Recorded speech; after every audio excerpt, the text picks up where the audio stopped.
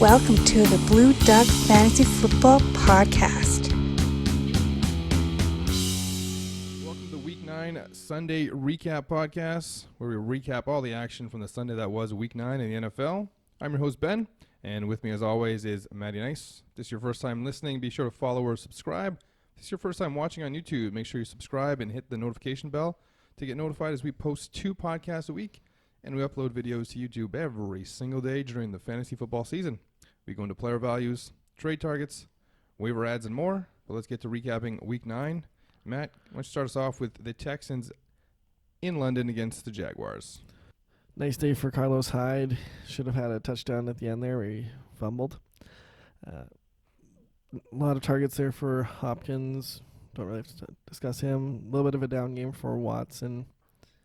But he's going to be fine. Hopkins is going to be fine. And Duke had a touchdown, but this is definitely Carlos Hyde's backfield to own. And PPR, Duke still has some value for sure.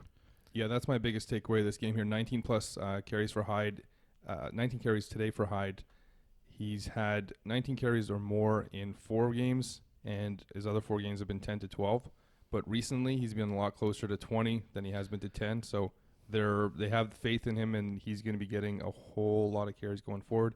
He's by far the top back, especially in standard play. 11 targets for Hopkins today, more than double the next highest wide receiver. Good coverage today by A.J. Boye, though, of the Jaguars, staying on him, limiting him to that many yards. Still not buying either tight end. They're just not getting the volume. And I think Watson had a rushing touchdown called back, right? I think they ended up throwing it to Hopkins after that. Biggest takeaway from the Jaguars for me is that the Texans' defense isn't as bad as everybody thought they were. Gardner Minshew. Start Gardner Minshew. No, don't start Gardner Minshew. The last time they played it was 16-13, and Gardner didn't score a touchdown until the 4th quarter in that. What happened today? Another one-sided beating by the Texans over Jacksonville. Hopefully you listened and didn't start him. Hopefully you didn't listen to Mr. Black's start of the week. Well, not start of the week, but one of his starts in Gardner Minshew. And the consensus had him, I think I saw him as high as, 7? Somebody had him that high. Keelan Cole, not somebody I'm interested in. But I had a lot of people ask me this week about starting Chris Conley. So people must be hurting if they're looking to start Chris Conley. And Keelan Cole and Chris Conley are the same. Like, I'm not favoring one or the other while D.D. Westbrook is out. Once D.D. Westbrook is back in, then he jumps ahead of them. No, the only players that I'd be interested in starting right now out of this offense is, of course, Fournette and DJ Shark, and in a pinch, Westbrook when he's back in a flexible 3 wide receiver type situation. That's the only way I could see starting anybody in this offense. One of the things to take note of next week, Week 10, 6 teams on bye. It is the most we're going to see all season. So a lot of players that normally wouldn't be startable are going to be in the conversation. Let's move on to the Bears at the Eagles, and this is just awful for the Bears. I had Trubisky and Robinson in my DFS stack. Trubisky did absolutely nothing. My biggest takeaway from this game is that Nagy needs to be fired. I don't care if he and Sean McVay are best friends. He is terrible. This is the weakest secondary in the league, and Allen Robinson finished with 1 catch. Montgomery had a good game, and he has a great schedule rest of the season. So he's definitely a buy candidate for me, but don't overpay. Had somebody asking about trading David Johnson straight up for him today. That's way too much. David Johnson is a great player. He'll be back. 16 total yards for Cohen. You can feel free to drop him in non-PPR leagues. Yeah, I mean, Montgomery only had, I think, about 75 total yards, but the 2 touchdowns, of course, saved the day for him.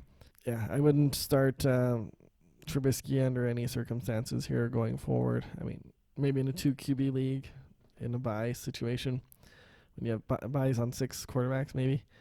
Taylor Gabriel had an okay day, but I'm not buying that. I was hoping for Anthony Miller to do something today. And like you said, Robinson was a big disappointment for Philadelphia. Nice day for Jordan Howard. Revenge game, but you like to talk about those. Yep. And it was nice to see the game from Zach Ertz that he had. Finally, we got to see him come back to life. And Alshon, pretty average, but we didn't expect a whole lot from this.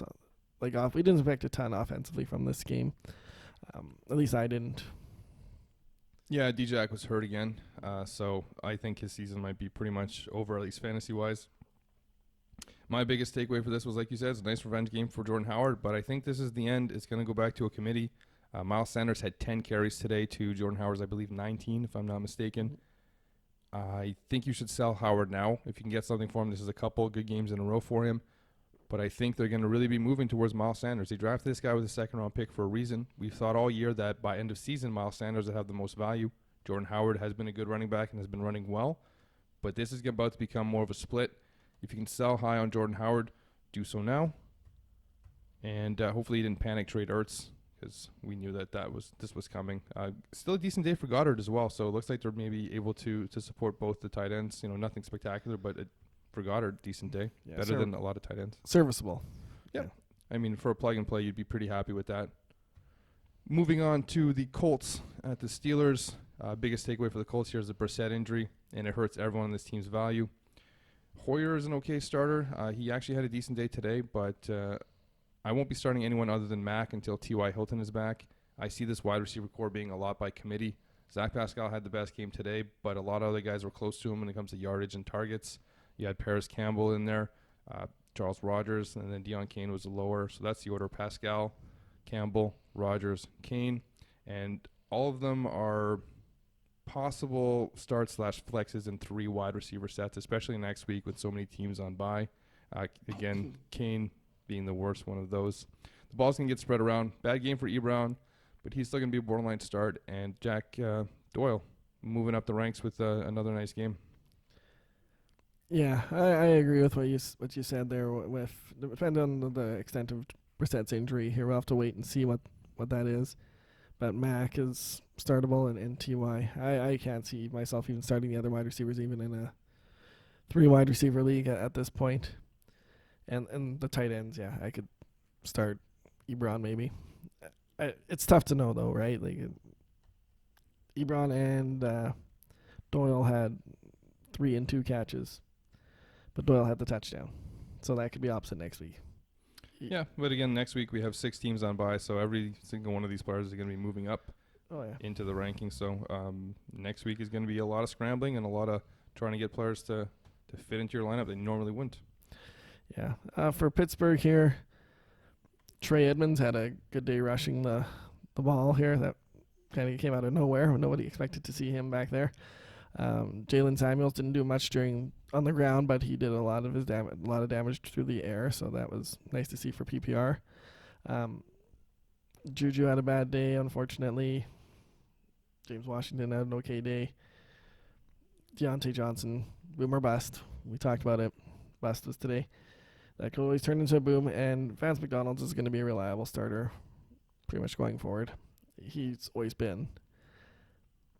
Yeah, my biggest takeaway here is that Juju is probably going to be a ballsy sit next week. I don't even know how ballsy it's going to be, except for the fact that there's going to be 6 teams on bye. Rudolph is afraid to throw the ball downfield.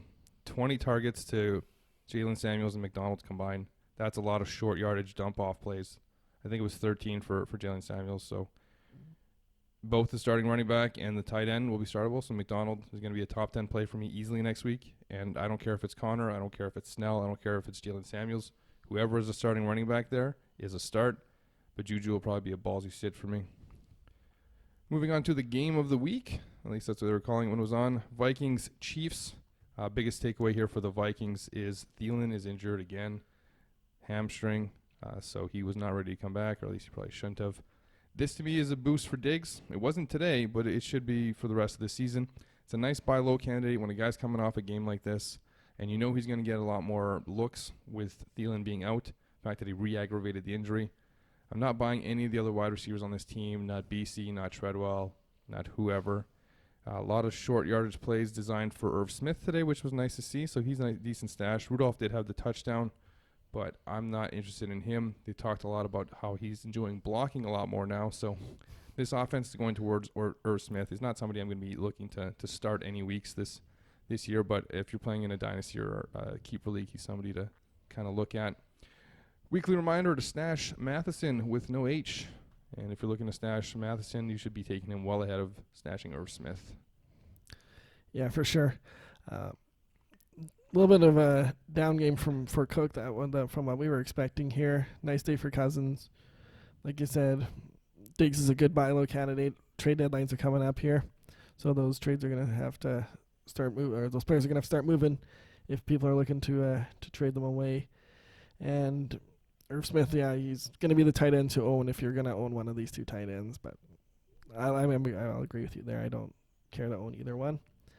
For Kansas City, it looks like what you thought might happen happened. Looks like Damian Williams did take over the backfield here. So I want to say that again. Looks like Damian Williams took over the backfield. Ballsy start of the day. Yeah.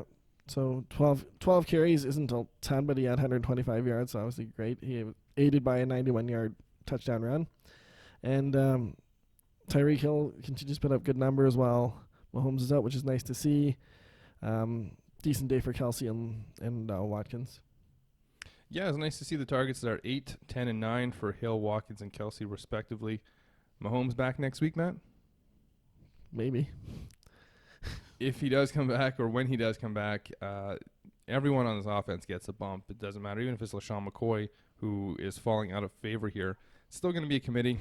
He only had, I think, 3 carries today to the 12, but he's still going to play a role there. And when Mahomes is there, it really opens up the running game. So any of those guys have that high upside every week. And guys that we haven't talked about since the injury, like Hardman, Robinson, Pringle, they all get that kind of high upside, like Hail Mary, throw them in, especially with 6 teams on bye next week. So once Mahomes is back, they're all going to get a lot more value, and they're nice desperation plays. But yeah, Damian Williams nailed it. Moving on here, we have the Jets at the Dolphins, and was this an upset, or are the Jets just that bad? It still goes down as an upset for me. Okay. Well, my biggest takeaway is that the Jets suck. This should have been a great game for Darnold, and it wasn't. Maybe he's seeing ghosts in the Dolphins secondary as well. Crowder had a nice PPR day. Robbie Anderson just can't be trusted at this point. And Le'Veon Bell, well, there's a lot to talk about for Le'Veon Bell. But you should just check out the Le'Veon Bell rest of season value video. Link in the description. Griffin had a touchdown call back in this one, and he did have 8 targets while there was nothing for Chris Herndon.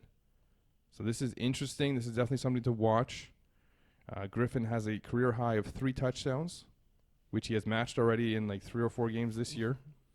So I'm still not trusting him, but Chris Herndon's value is just way low now. It's lower than Griffin's at this point until I see Herndon do something on the field. Yeah, it is a wait and see situation there about what exactly happens. I thought Le'Veon would at least get a touchdown or something to boost his numbers here today, but 8 catches is nice in PPR. yeah, it wasn't a terrible day by any means, but I just thought he would get at least a touchdown and boost him up. Crowder's had nice days for the most part when Darnold's been around. He's had 1 or 2 games where they weren't so good when Darnold was out, of course. And I think one game when Darnold was there, he was really bad. But it's someone that's an okay stash on a PPR team. For Miami, I'm still not starting any of these guys. I mean, yeah, it was a nice day for Fitzpatrick. Nice day for Mike Gesicki, but don't buy any of this. Preston Williams, don't buy that. Mark Walton, well, it was a bad day anyway, so don't buy that. Well, actually, buy that one. Buy that it was a bad day and then he's not good. Yeah, both Williams and Parker had good games in this one, and it just goes to show there's still some magic left in that Fitz magic. Don't expect any of these wide receivers to do this again this season. I know Parker's had like 3 or 4 games with touchdowns, but you're gambling there when you're playing them. This was a nice matchup for them against the Jets. And as you mentioned, it was nice to see Gesicki showing signs of lights. Now, not somebody I'm interested in this year, but in a dynasty league, he could start to have value next season. We talk about how tight ends take time to acclimate to the NFL game, and year 3 just might be the one for Gesicki. This is like 2-3 weeks where he's been noticeable out there in the offense, whereas before he was invisible. So, not in redraft leagues, but in a dynasty or in a deeper keeper league where you get to keep a lot of players, Mike Gesicki, somebody to kind of look at. Don't go spending a lot to try to get him, but somebody who is interesting and starting to build up as tight ends tend to do in years 2, 3, and so on. Moving on to the Titans at the Panthers. Matt, your thoughts on the Titans? Yeah, they're pretty much a one-trick pony here. It's start Derrick Henry. I can't trust the rest of the offense right now. Tannehill ended up having an okay day. Got a lot of it in the fourth quarter. I can fathom starting him every week. And Corey Davis, I guess this is going to be the regular offense. It wasn't the explosion that they had the first time here that Tannehill started. And even Jonnu, 3 catches for 18 yards. Disappointing day for most of the Titans players aside from Henry, and like I said, the fourth quarter saved Tannehill's day. Yeah, this team just still isn't great at passing. I don't know if it's the scheme or if it's the quarterback talent, or because it's not the wide receiver talent. The wide receiver talent is there. Corey Davis, A.J. Brown, and even is Humphreys in the slot. It's a good slot wide receiver, but they just can't seem to get it done. Corey Davis is back to best at 3 wide receiver sets, start/flex and PPR. And Henry is great. Corey Davis still the number 1 wide receiver on this team for me, but A.J. Brown had a better day today again. So he's close. They're not as far apart as they used to be. Biggest takeaway for the Panthers is I'm starting to come around on DJ Moore. Nice day for him. He's still not a top 25 wide receiver for me, but he'll be in the high flex range in those 2 wide receiver leagues. And he'll be even higher next week with 6 teams on bye. And I don't know if you know this guy, but Christian McCaffrey's pretty good. And I think they might just keep sitting Cam, as this team is doing just fine without him. Curtis Samuel is going to be about 10 spots behind DJ Moore every week for me. And that's kind of how it's been, but Samuels has moved up closer. He did have the touchdown today, but I'm going more with those targets for DJ Moore. Yeah, I agree. DJ Moore is the wide receiver to own here. He'll be likely in the 2 wide receiver starts next week. Just like you said, 6 teams on bye, naturally just going to move up on the rankings there. Olsen had an okay day, serviceable for a tight end.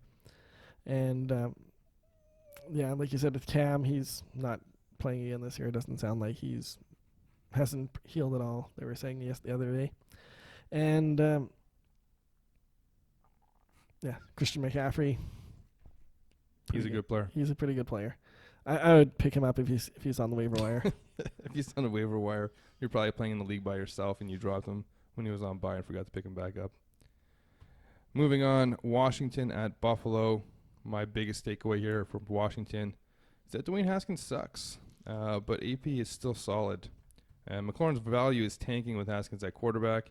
It's brutal. As they played together in college, so you think they'd have some rapport, but they apparently don't. So until Case Keenum is back, McLaurin is not a trade target anymore, although he was this week. And there's no one else on this team that I even want to talk about. Yeah, I agree. It was a nice day for Peterson, even better than what I thought he'd do. I thought he'd be okay, but I didn't expect 130 yards here. Good for him. Terry McLaurin, not interested either. For the Bills, okay day for Allen.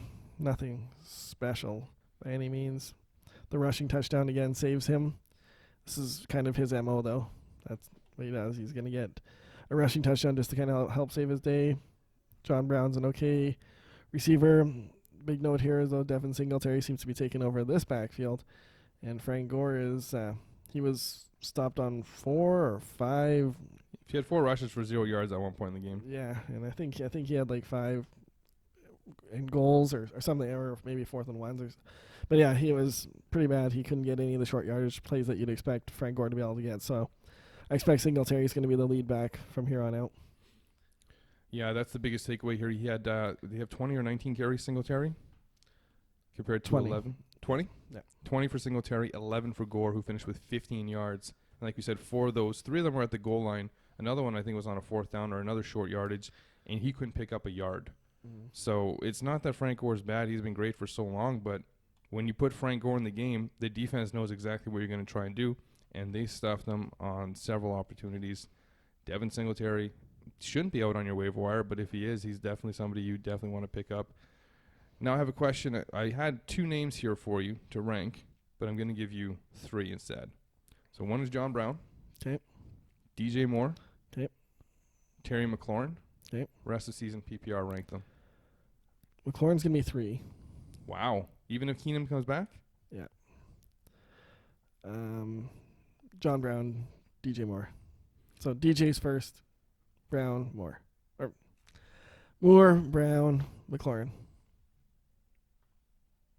I'm still taking McLaurin at 1 if Case Keenum is back. And he should be back next week. If they keep going with Dwayne Haskins at quarterback, then yeah, you're right. He's 3, and it's not close. But with Keenum in at quarterback, he's 1 for me. I'll take Moore ahead of Brown. That's how far I've come up on DJ Moore. So I think they've done a good job building rapport with that quarterback, so I don't care who's back there. Moving on, Lions at Raiders. My biggest takeaway about the Lions is that they have no running game.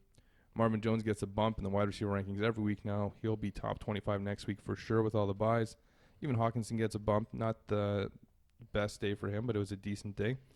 And the Amendola hype, I think, might be over for me. McKissick caught several balls out of the backfield, so I think they're now splitting that Theo Riddick role, whereas before it was just Amendola getting all those touches in the short passes. So I think Amendola can be dropped and gotten rid of. Yeah, like their running game was really poor here. There's nobody that. J.D. McKissick got 32 yards rushing. That was their leading rusher. They're going to go back to the old where the Detroit Lions were going to throw 45 times a game. And, yeah, they didn't win, but it was produced nice fantasy numbers, which is what we care about. Yep. And so Galladay and Jones are going to be good plays from here on out. And Hawk hopefully will continue to progress. For Oakland, another great day for Josh Jacobs. Continues to progress nicely here. Decent day for Carr, which we thought we'd see. It's a high-scoring game. This is kind of what we expected. Unfortunately, no touchdowns for either Tyrell Williams or Darren Waller, so 2 of our 3 starts on this team didn't come through for us. Yeah, I'm glad I picked Josh Jacobs in my top 5 running backs. Quite the week for him starting off in those points. We will be calculating point totals on those. We'll be calculating point totals on the wide receivers. We'll be calculating point totals on the quarterbacks and tight ends, and we'll be updating that as we go on week by week. One of the big takeaways here for me was Hunter Renfro's 6 for 54. Now, he had a touchdown as well.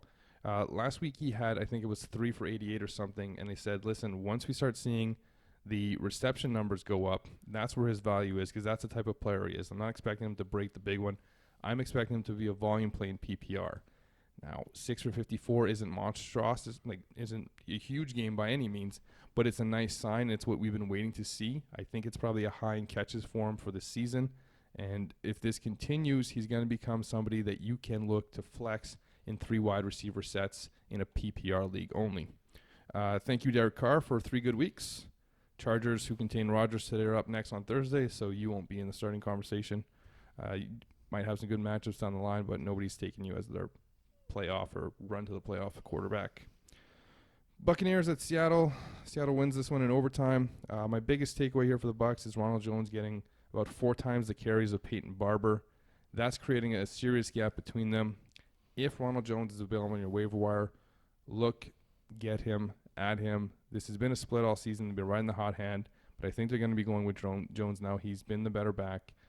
So he's somebody that you can add and kind of flex through the buys, as he's already had his buy. Also, Perriman getting 8 targets, but this was a shootout, so I'm not overly interested in Perriman whatsoever. It'd have to be a deep league, like 16-team league, 3 wide receivers, plus a couple flexes for Perriman to make his way in there. So don't buy that too much. It's more about the scoring here, and he had that fluky touchdown. And Evans and Godwin are really good, and hopefully O.J. Howard can get healthy so we can see what he can do. Yeah, that Perryman touchdown, like you said, was just a complete fluke. There's no, for those that didn't see it, it bounced off of Evans and a defender, and it popped up in the air, and he just happened to catch it. It was kind of crazy. But anyway, yeah, really nice day for Evans, okay day for Godwin.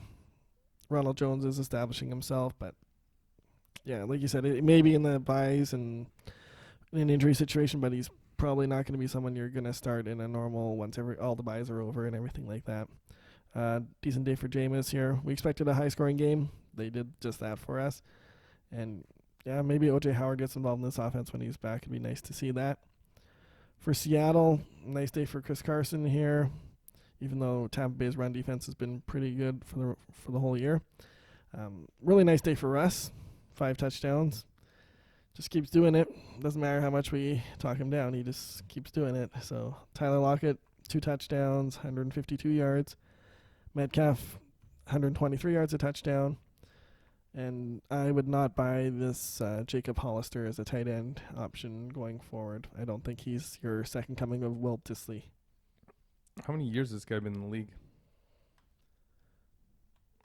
Is that a rhetorical question? No, I'm asking because I'm wondering. Okay. I will have to look that up. Oh, I'm clicking on it right now. Just checking out the age.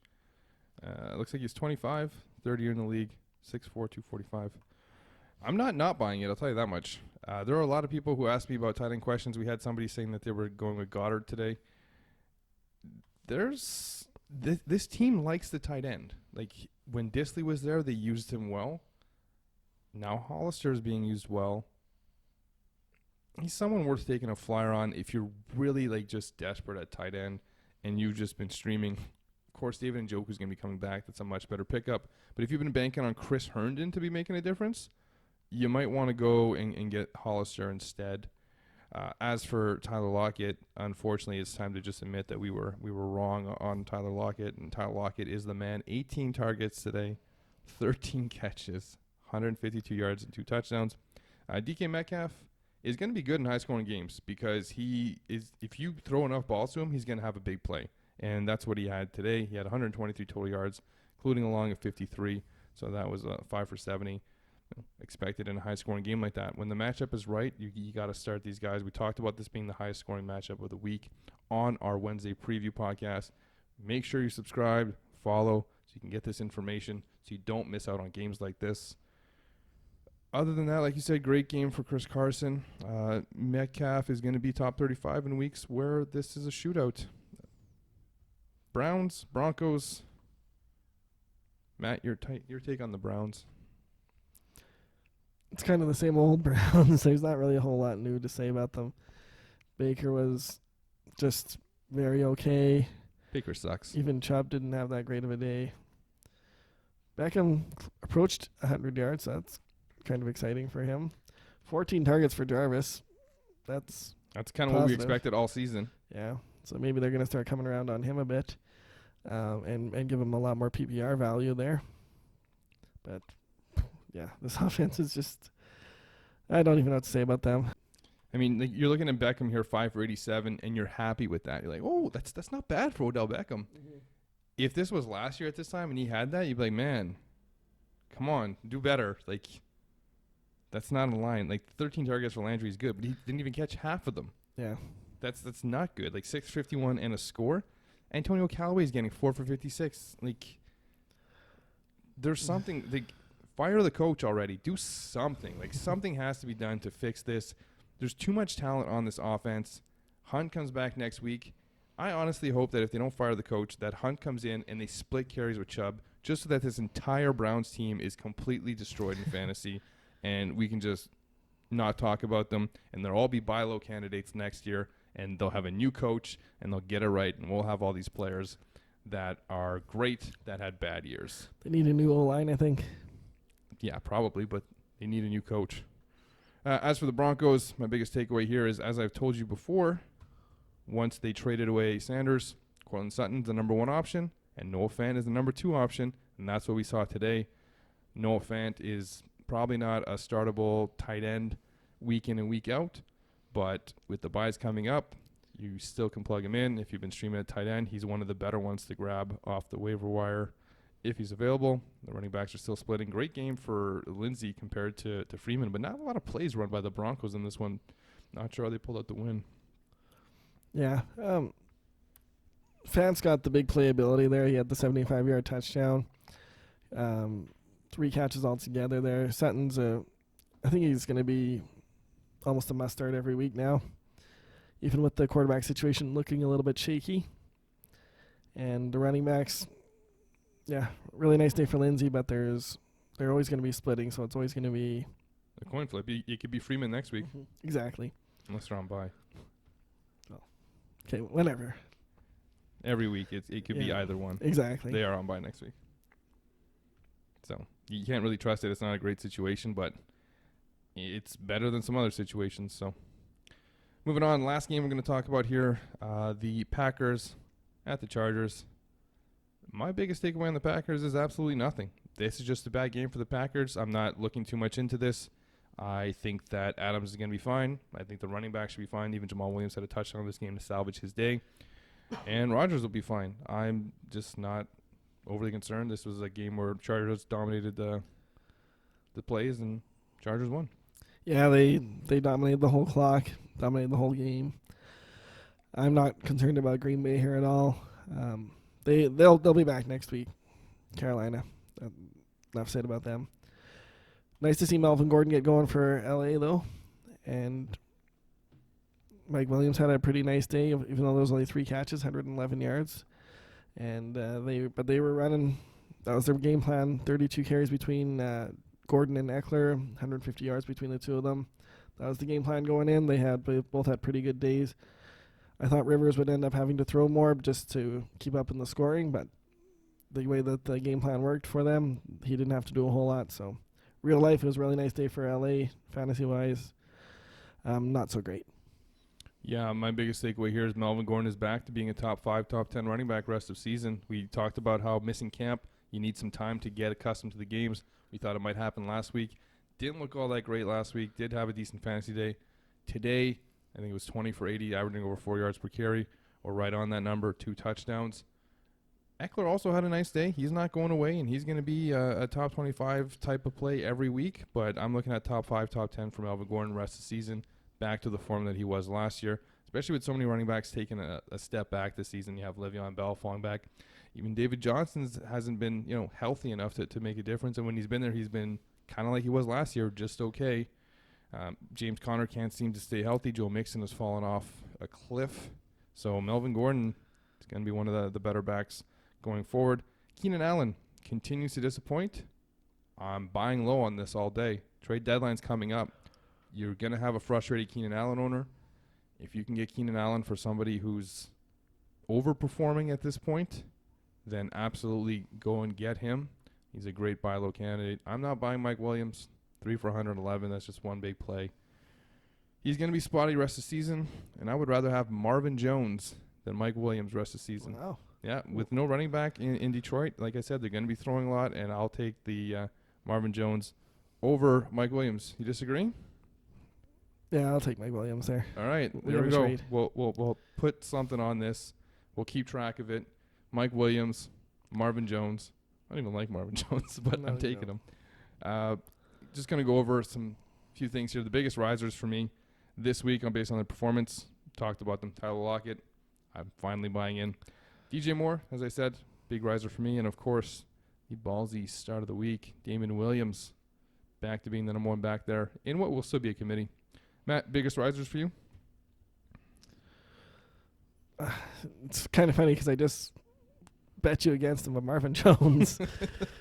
Like, I had him in the 40s usually, but if this is the way their offense is going to run, he's going to be hitting the 30 mark anyway, 30, 25. Especially possibly. Next week with everybody on bye. Yeah. Going to be in the 20s. So that's a big riser for me this week. All right. That's the only one I got so far, yeah. No worries. Biggest fallers for me, number 1, Juju Smith-Schuster. You got a quarterback who's afraid to throw the ball downfield, throwing 20 passes, within 5 to 10 yards of the line of scrimmage. I can't trust Juju anymore. I'd be looking to get rid of him. I don't want any part of him with Rudolph. It's going to take more than the rest of the season for them to get up to speed, and by the time the playoffs come around, you're not going to be able to trust them. Robbie Anderson, the guy that I really like this week. Just Sam Darnold. I thought you were supposed to be good, man. Like, what is going on? This Jets offense, other than Jameson Crowder in PPR and Le'Veon Bell in PPR, not overly interested. And finally, of course, the biggest fallers of the week, the Bears. They're all garbage. David Montgomery's the best one, but Robinson's value was way higher coming in this week than it is now. How do you do that against the worst secondary in the league? Mitch Trubisky, I hope you get sat for Chase Daniels. It'll be I'm not going to say they'll bounce back because it's not going to be they'll be a great offense, but I think Robinson will end up being okay. Yeah, he'll be okay, but their offense to me today, from what I saw, other than Montgomery, they've all lowered. Sure, Trubisky went from there's potential to he's a garbage. And Allen Robinson went from he's must start every week to if you have somebody better and you don't want to have to deal with Mitch Trubisky being garbage, then maybe you're going to start someone else. Yeah, and I was going to just mention Robbie Anderson. I wasn't super high on him going into this week, but I thought this was the week. This is the week that he's going to do it if he's going to. He did not, so he's most likely droppable for most leagues. Especially PPR leagues. Oh, yeah. Early waivers. Anyone that's must add for you right now? Not must add, but I would look at maybe Crowder in a PPR situation. Definitely somebody that'll be good through the buys, especially with the big buys next week. Another player we talked about today, if he's available, is Ronald Jones. It looks like he's going to be taking over that backfield. I know they say they play the hot hand, but Ronald Jones, you can see, looks a lot better out there than Peyton Barber, and that's something that's going to continue. But that's basically going to wrap it up. Matt, anything to add? Thanks for watching. Thanks for listening. Hopefully you're doing both. That's it.